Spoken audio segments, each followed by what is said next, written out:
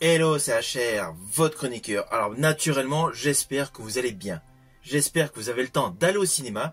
Et justement, aujourd'hui, je vais vous parler du film Novocaine.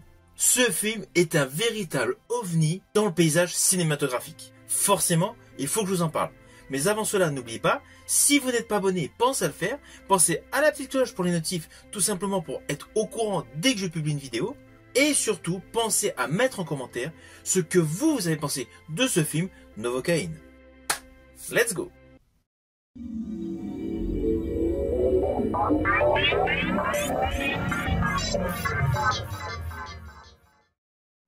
Alors tout d'abord, sachez que ce film Novocaine est réalisé par deux réalisateurs, Dan Berg et Robert Olsen, et il dure approximativement 1h50.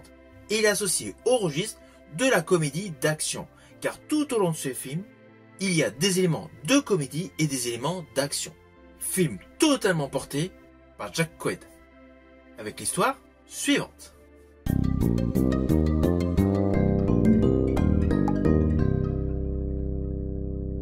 Dès le début de ce film, vous allez découvrir le personnage Nathan Kane, interprété par Jack Quaid. Vous allez tout de suite comprendre qu'il a des soucis de santé, enfin plus précisément, qu'il a peur du moindre danger. Le petit déjeuner, c'est que du liquide, ses angles de bureau sont protégés avec des balles de tennis, ainsi de suite. Il y a plein de micro-détails qui nous précisent, qui nous démontrent qu'il a peur du moindre danger. Celui-ci rencontre un vieil homme qui a perdu sa femme et qui a des problèmes de facture vis-à-vis de la banque. Il est attristé et lui rend service. De ce fait, on comprend aisément qu'il a un bon fond. Mais il est très introverti. Il a une jeune collègue, Chérie, qu'il trouve très jolie, qu'il n'ose pas aborder.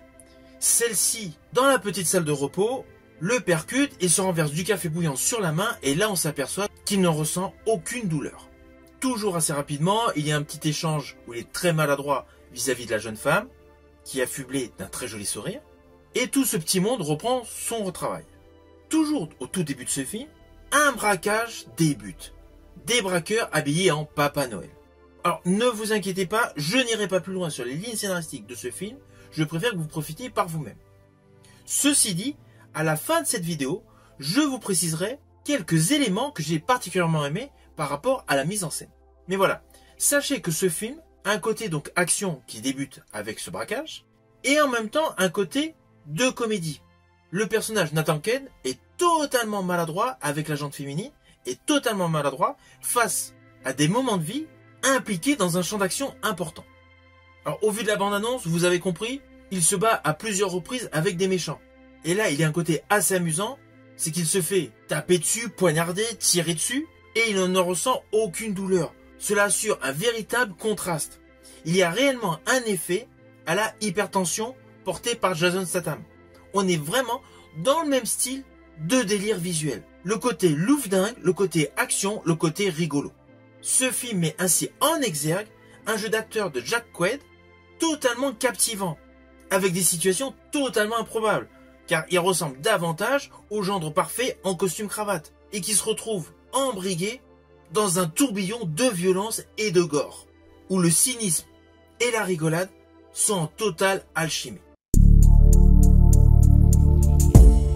Alors côté casting, en figure de proue, naturellement, c'est l'acteur Jack Quaid, le fils de Dennis Quaid, qui a déjà une belle filmographie derrière lui. Vous avez pu le voir dans Oppenheimer et dernièrement dans le film d'horreur Companion où j'ai effectué une vidéo. Alors on va pas se mentir, il porte totalement ce film à lui tout seul. Ceci dit, à ses côtés, le personnage Chérie interprété par Amber Midhunter apporte une vraie touche de fraîcheur et de peps à ce film. C'est pareil, elle a également une belle filmographie, bon moins intense que celle de Jack Quaid, mais en ce qui me concerne, je l'avais particulièrement apprécié dans le film Prey, film qui avait totalement revigoré la franchise des Predators. De ce fait, ce duo d'acteurs fonctionne à merveille. Alors oui, il y a plusieurs seconds rôles, mais il n'y a pas de grandes stars du cinéma. Cela n'empêche pas que toutes les compositions des actrices et des acteurs sont top. Elles sont cohérentes, elles sont bien interprétées. Mais le film se concentre essentiellement sur le couple phare de ce film et davantage sur le personnage Nathan Kane. Cela donne un film qui se démarque totalement de tout ce que vous avez pu voir au cinéma. Il est totalement original, avec un postulat qui pourrait faire penser au film de super-héros, car implicitement le fait de ne pas ressentir la douleur, c'est un pouvoir, mais là nous sommes dans le concret, dans le réel, avec des séquences totalement truculentes. Je pense notamment à la première part de tarte que le personnage Nathan Kane goûte.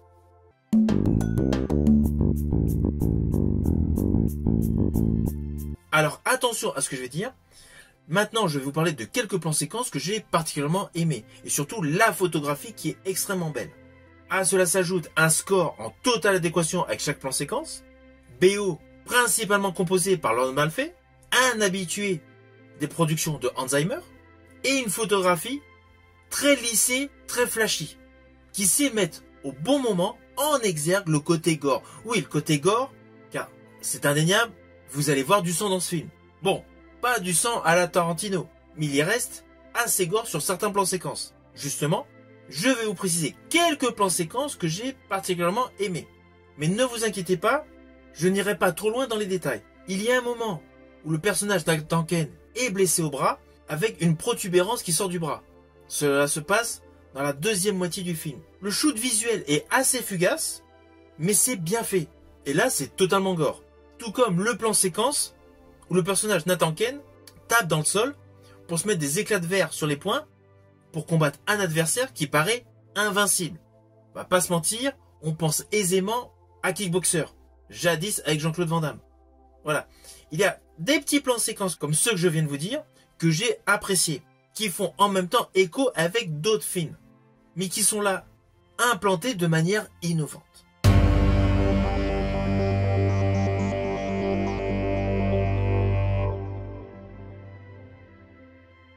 Alors au final, naturellement, c'est un film que je vous invite à découvrir.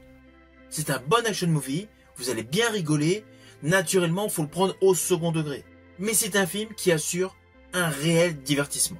Si vous avez aimé ma vidéo, n'oubliez pas, petit pouce vers le haut, pensez au partage, pensez à parler tout simplement de moi autour de vous, et surtout, n'oubliez pas de mettre en commentaire ce que vous avez pensé de ce film. Je vous dis à bientôt pour une prochaine vidéo.